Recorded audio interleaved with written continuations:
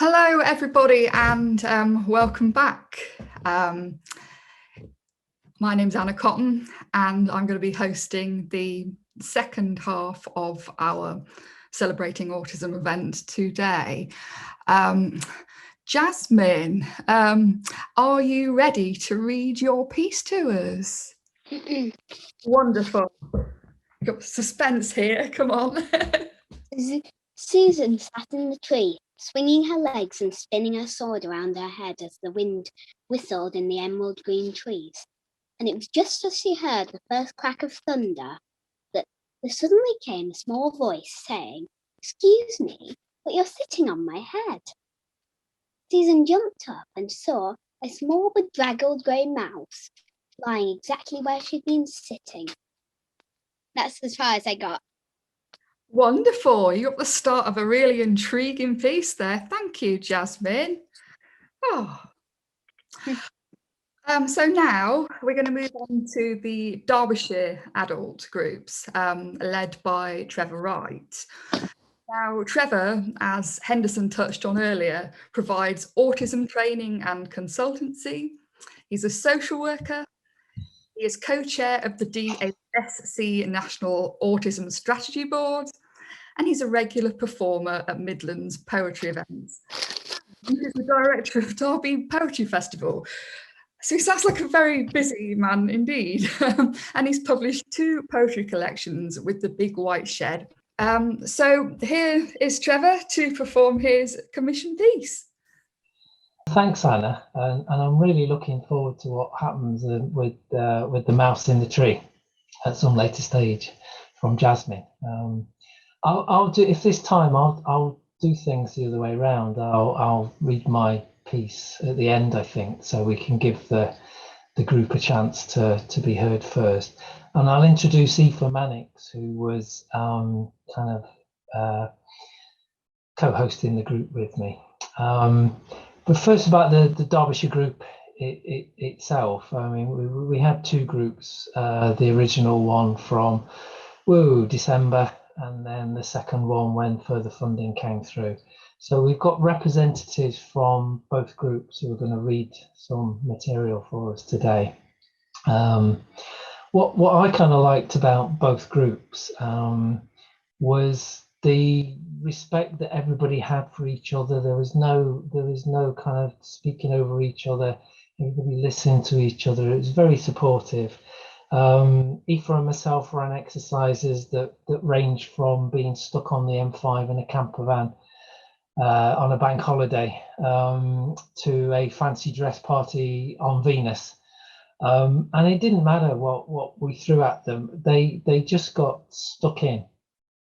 And sometimes you're just sitting there going, wow, I wish I'd written that.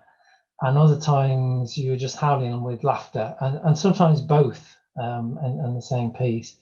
And people kept saying, you know, I've done this, but I'm not really a writer. And then you listen to it and you go, I think you are. I think you are. So it's been brilliant. Both groups have been brilliant. So we'll hear from 3 of them. So Jackie, if you're there, do you want to go first? Okay, so this was a poem, and we were given the prompt: if I had a magic potion, what would it be? So this is mine. If I had a magic potion, I'd want it to blot out all the words that people don't really mean, redacting them with low blurs, gaps and gaps. And maybe some words would survive the test. It would be fun. Some of the small talk when people meet might creep through the holes, because I really do mean it when I say nice to see you or nice outfit sometimes. It's made from a healthy dose of truth, a smidge of self-respect, and a top-up of purity. Take a small, sturdy IKEA glass. Start with a base of truth, heavy and doughy. Sprinkle on a smidge of self-respect. Stir in a top-up of San Pellegrino blood orange purity to wash down the gobbets of truth. When you make it, the truth will plop into the glass. As you stir in the purity with a spoon, smash the truth against the sides of the glass. It will make fart noises like silly putty as you plunge the spoon into it in protest. Drink down in one. It smells like nothing. The absence of smell is the strangest thing about it. Even the luscious effervescent orange loses its fragrance.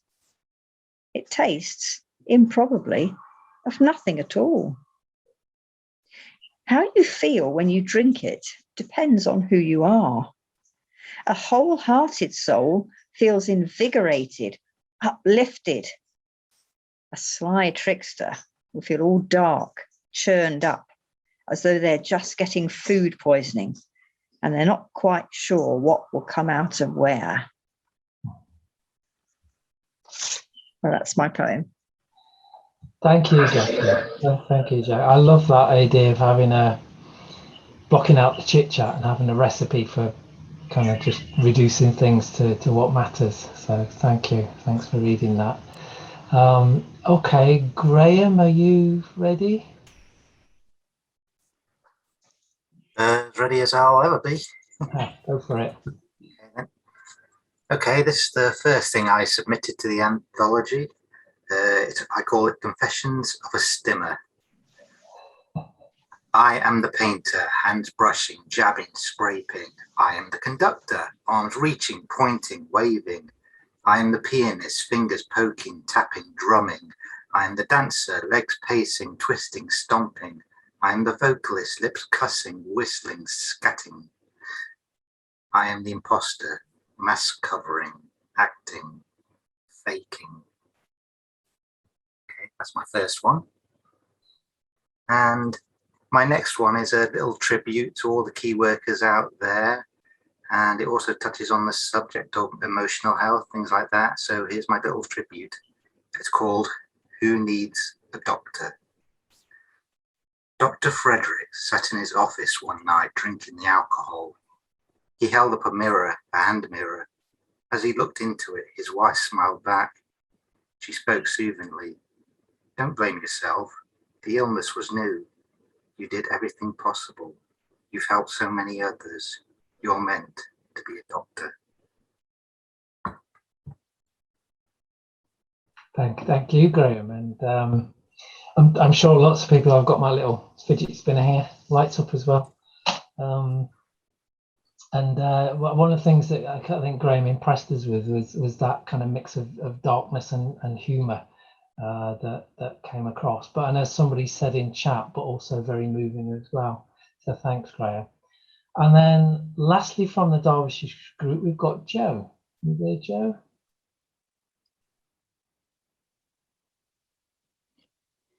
Oh, yeah. Hi. This is a poem about eating an orange. Perfect orange, round as a planet, bright as a fireball, waxed porcelain in my hand. Triumphant in my find, with the mindful reverence of a vicar, I placed it on my table, admiringly. Orange and I had decisions ahead, I to spoil its perfection, it to surrender its flesh. I pondered not for long as its sweet tang rang in the air, like church bells before their plight in war, tempting me into the fight with its armour, a drama I had no doubt. No respect for art, I took worried orange, sank my nails to its centre, or so I thought as one broke, making only a dent in the leathery defence of orange's mind and its wary rind of resistance. Ego bruised, I raised my game, took a knife and scored a line right around this fine beast. A feast awaited, now I had the upper hand. Defences crumbling, winning slowly, slowly, revealing the prize. Orange clung to its pith, making easy peel a myth, a joke on me. White remnants of conflict gave up naked orange as I plunged my sore thumbs into its heart, tearing it in half, in a hurry now, one segment prized apart and into my mouth. An explosion of citrus, sweet juice ran down my chin as I showed no mercy, no sorrow for my greedy act of murder.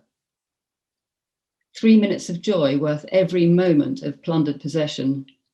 I thought to thank Orange, my once perfect orange, now lying in sore shreds and orange no more.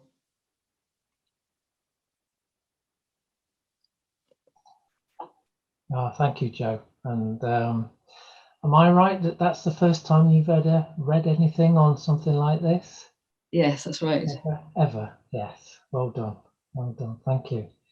And as you've always seen there, Joe's got a knack of kind of seeing very kind of everyday things and describing them in very detail. And that line about the mindful reverence of a vicar has stuck with me since we've heard that piece.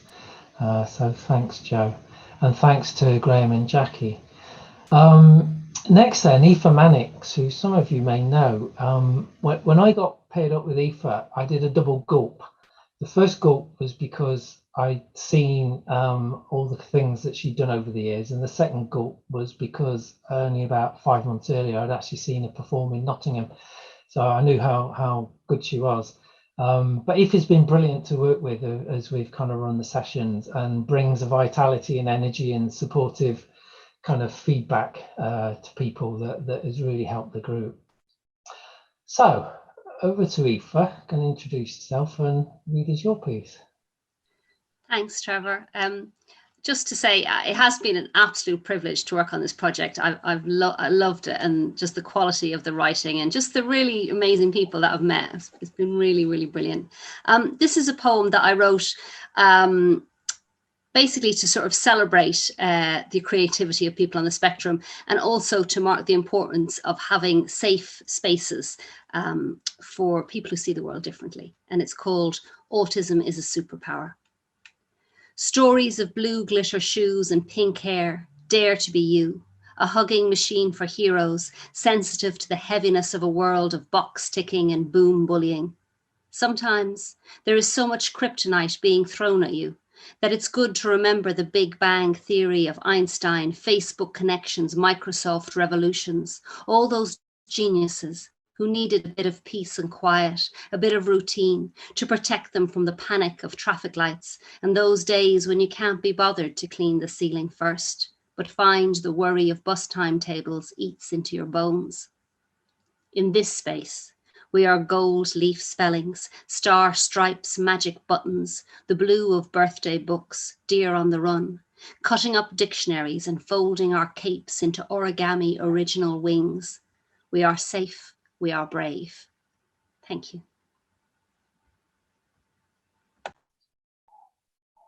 Oh, thanks, Aoife.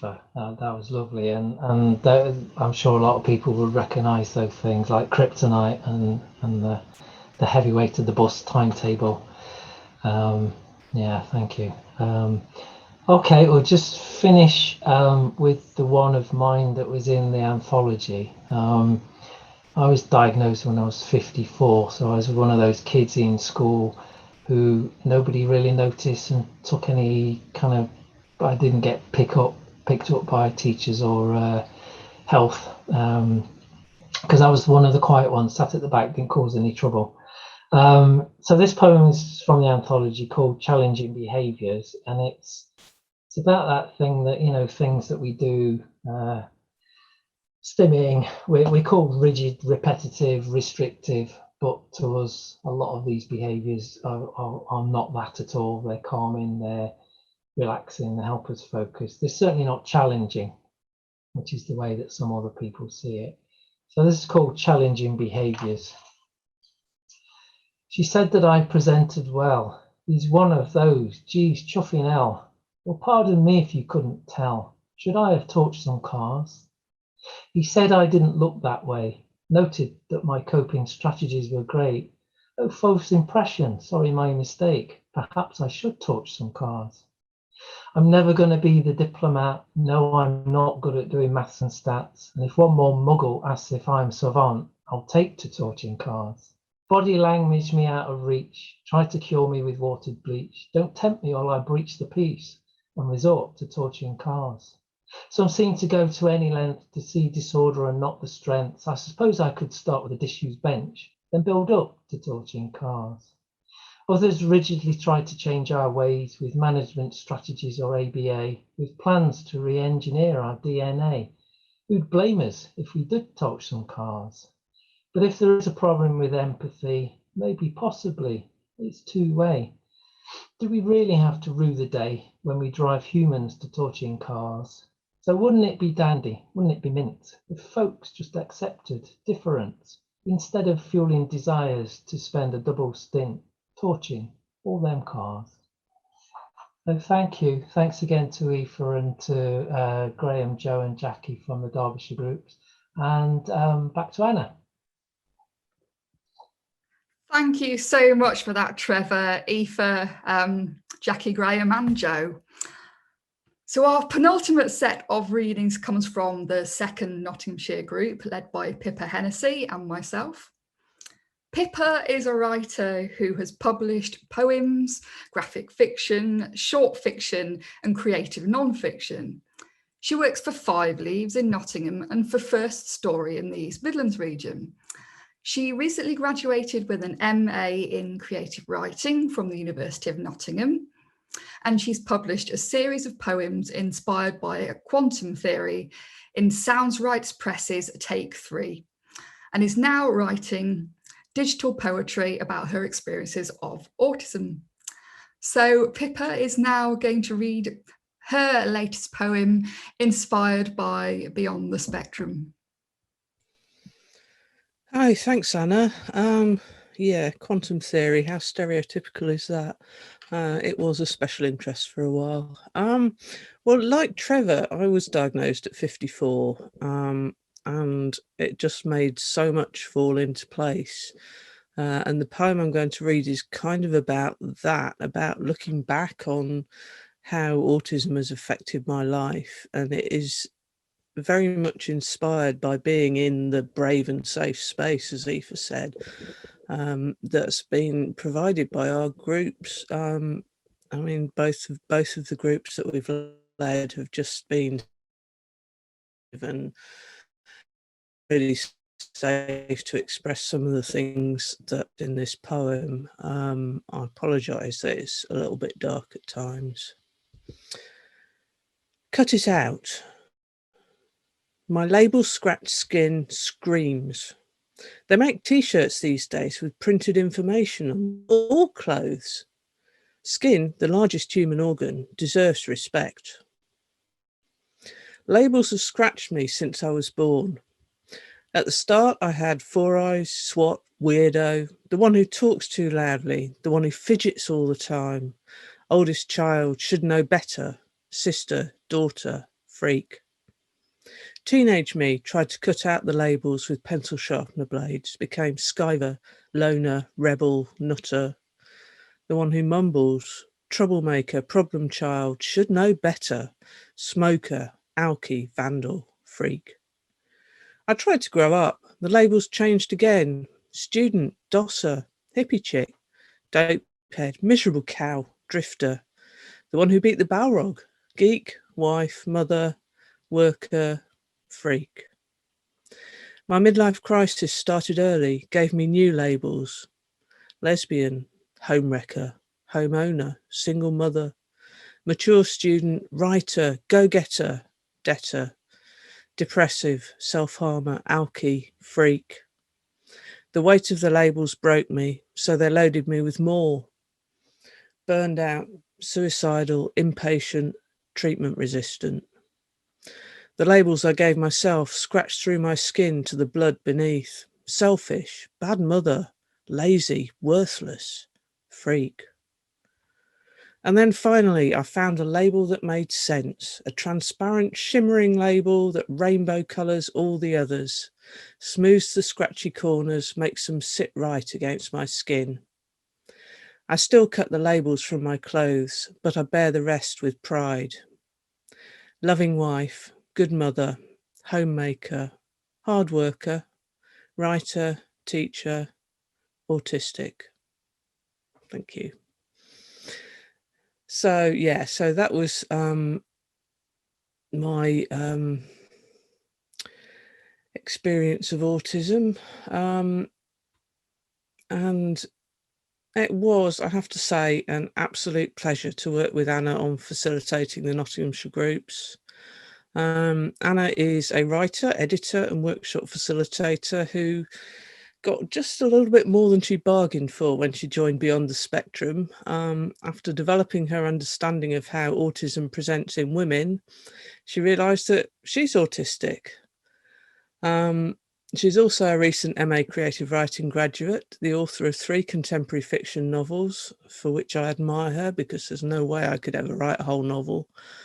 And she's a founding member of 2 novel workshopping groups. She won an international flash fiction competition, the Campaign for Real Fear, and her short stories and poems are published in numerous anthologies. So now we're going to hear Anna's poem, which was inspired by Beyond the Spectrum. Thank you, Pippa. So my poem is about how I've gone through life feeling atypical, but not understanding why until very recently, as Pippa said. And it's called The Answer to the Ultimate Question. You don't fit in, Anna. You're a capital O among noughts. You're misshapen, mistaken, the wrong kind of smart. Your lips out of sync with your thoughts. What do you mean the light's too loud? Next, you'll complain that the sun's too round. Face it, Anna, there's something askew. Look at me when I'm talking to you. Why do you write everything down? What makes your thoughts so important?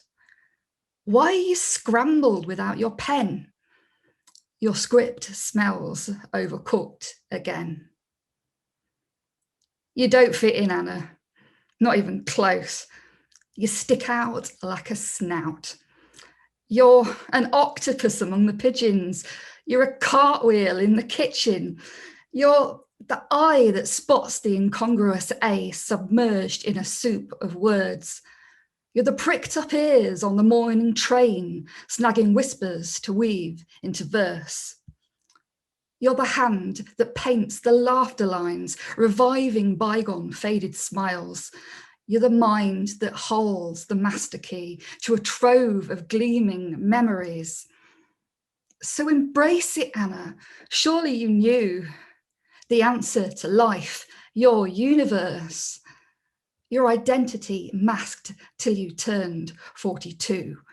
You're neurodiverse. It's obvious, Anna.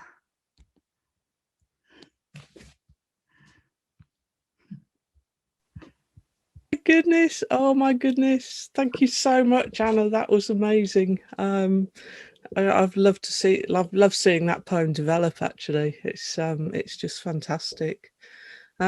Anyway, that's enough of us. I'm sure you've heard quite enough of us. Now it's time to hear from the most important members of our group. This is our second group, the group that formed in March, and it's been an absolute privilege to work with them over the last 4 months, I guess, nearly, and watch their writing skills grow.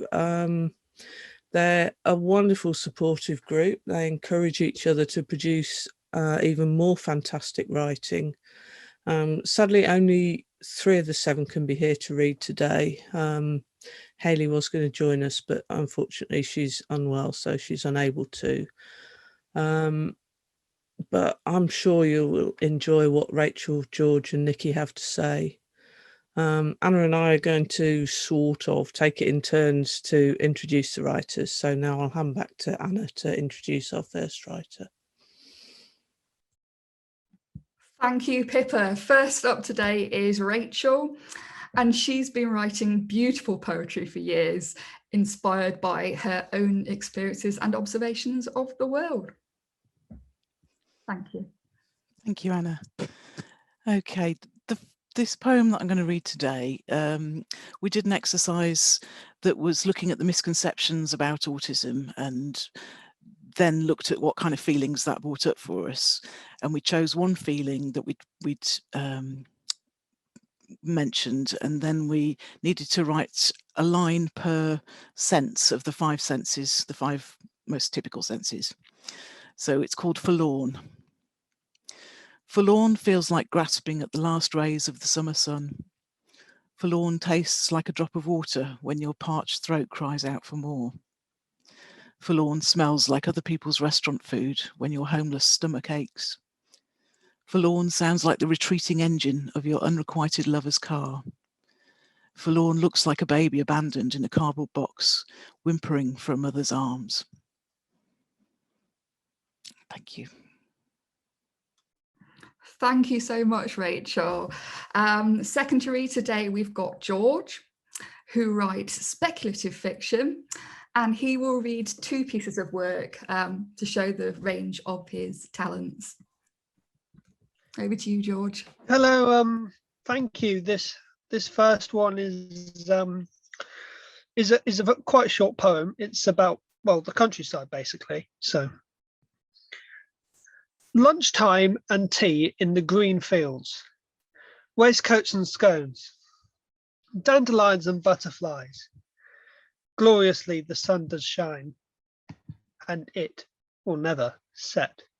These unending days, blue and shining, this land of cottages like palaces, trees shifting in the breeze. Never change green fields. May the birds sing, like they always have done, and like they always will. Right. So here's the next one. This is a very rough sort of short story that we wrote in about a minute as part of an exercise on plotting. So here we go. I stand in front of the weathered door, trepidation caught in my throat. I push open the door, and immediately the gale and ferocious storm make themselves known to me. Having expected to relax in my London living room, I found myself torn away to the planet of just the two, the planet of screaming gales and mountains of startling geography. Of all the places to place a shrine, I thought, why would you place it in the savage half hellscape, especially on the edge of a cliff, looking over a uncharted sea where dragons sleep? A rain-sodden cloaked individual is waiting for me, with his back turned and looking on the restless ocean. You should come and face the stone golem of Mytica, or we shall both be left homeless by his might, they said, still with his back turned, with a scratchy voice full to the brim with apprehension. Together we walked up a long cliffside path, and we talked of our quest. Both of us owned a home of infinity, house with many rooms connected to different dimensions. The quest that united us was to find the golem god Mytica, he who held the 1,000 houses, and we knew our pledge in him to keep our homes. Atop the path, in front of a strange stone pyramid, stood another figure, this one in blackened armour that screamed steel and malice. Mytica shall not be appeased, the being growled. Why shall he not? The ever infinity must remain untarnished. I removed my sword from its sheath, and so did my friend and my enemy, and we were pulled into a perilous and earnest fight to the death. It became clear as we clashed swords that the night would never give up. My friend removed a scroll from his back and chanted in a magical tongue that pushed the night into the sea. I opened the pyramid and praised Mytica, allowing me and my friend to leave and go our separate ways. I followed the mountain path home and said farewell to my friend. Immediately sat back down with my book in Victorian London as if this had never happened. Thank you so much, George. That was wonderful. I love the images that you pack into your writing and the imagination that you've got. The line, the armour that screamed steel and malice, just every time you say it, it sends shivers down my spine. It scares me, which is brilliant.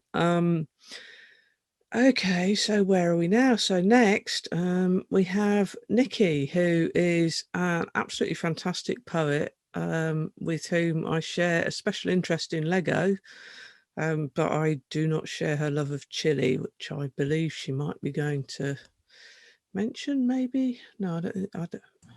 Maybe she's not reading that piece, but she's written a brilliant piece about Chile. So I will now, without further ado, hand over to Nikki and we'll find out what she's actually going to read. Sorry, Nikki. Thanks, Pip. Yes, I am going to move on to Chile at some point, but I just wanted to start off with another piece and explain to you all about what difference the being in the Reconnecting Autistic Writers group had been for me.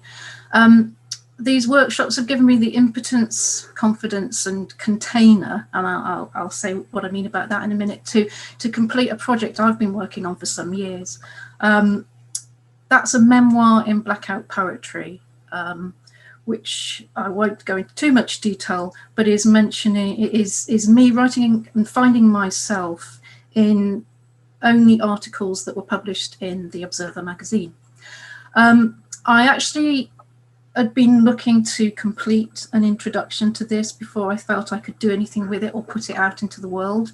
And it was only this April, after starting the workshops, that I found a way to do that and had the ability, the confidence, even the understanding of the WordPress plugin that you had used for the Beyond the Spectrum anthologies. I made use of that for myself. So thank you for that. And this poem is from that project. It comes from a place of not knowing why I felt different throughout my life. As sort of Anna and Pip have already said, I'm in my early 50s now, but it's only within the last few years that I and others have recognised I'm neurodivergent and named my autism. So it does feel there's been a constant search for identity and validation. So that can leave questions of who is the authentic me. So this poem feels like it's just you. To a child, everybody feels older. You're walking into a cold wind of grown women who love to be like everybody else. The memory makes you feel empty in the wrong places. Your true muse would be transgressive with no doubt of themselves. Soon you will trouble a person, and then another. Soon it will become hard all the time. Your life wriggling in a bin bag of haunted depth. So that one's a bit bleak. They're not all like that, but I think the journey to understand ourselves can be a very painful one. But I'm going to move on to the Chile. We considered a lot of sensory issues and experiences in exercises over the weeks, and in week 2 our group was invited to write an ode to a favourite food, which Pip has already given away, I think, what my favourite food is. Always, everywhere, with everything, you bring me to you so that I tingle, only wanting to mingle with your flavours of ecstasy. Hot, hot, hot, not only under the collar, in my ears, up my nose, my eyes. Oh, how they burn when I have turned too quickly from the tap. Never, ever do I want to wash you off me. It's just better you're less on fingertips and closer to my lips. Always, everywhere, with everything, wickedly making the top of my head sing. How artful you are, playing it cool, suggestive in your name of Chile that I will need to raise the bar. The temperature must go up so far. More and more I want. I must be satisfied. There are no limits with you. Saucy, juicy, seedy explosion. Always, everywhere, with everything. Thank you, Chile. And thank you, Nikki, that was incredible. And thanks also, George and Rachel.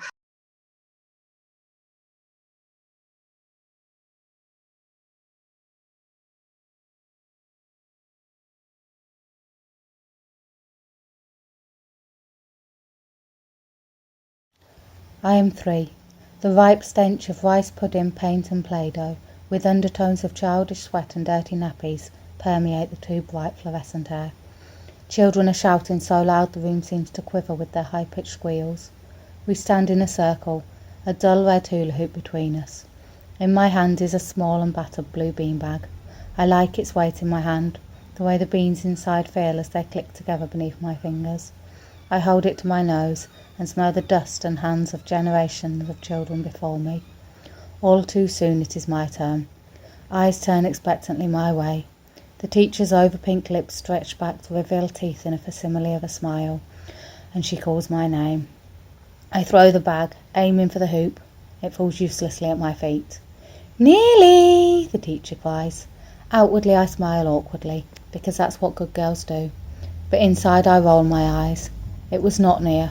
It couldn't have been further from the hoop if I'd tossed it over my shoulder. At last the game is over, and I run to my sanctuary, the corner. There's a crinkly blanket on the floor. I love the sound it makes as I throw myself belly first upon it.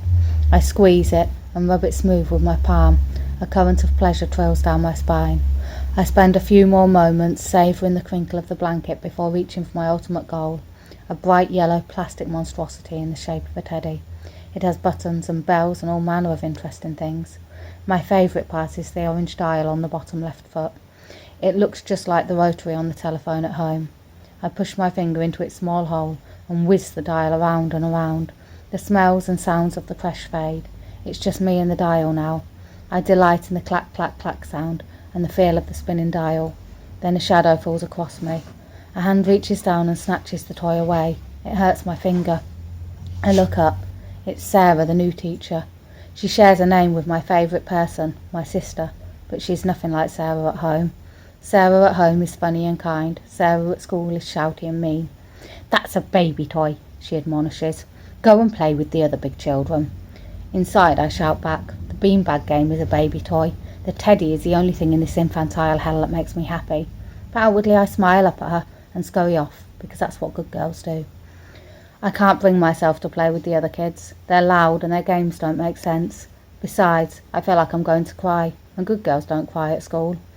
In a panic I look around the room and my eyes settle on the opposite corner, a long wooden bench, its varnish fading from years of tiny bottoms, and beside it a wooden box containing books. I know that the box smells like the garage when my dad has been doing DIY, a comforting sawdusty scent. I walk to the corner and pick out a book, the Ladybird book of the Gingerbread Man. I have this one at home and know it by heart. My sisters and parents have been teaching me my letters. I pull out the book and trace the letters slowly, remembering the words I know and comparing them to the letters upon the pages. I'm amazed as it starts to make sense. I can read.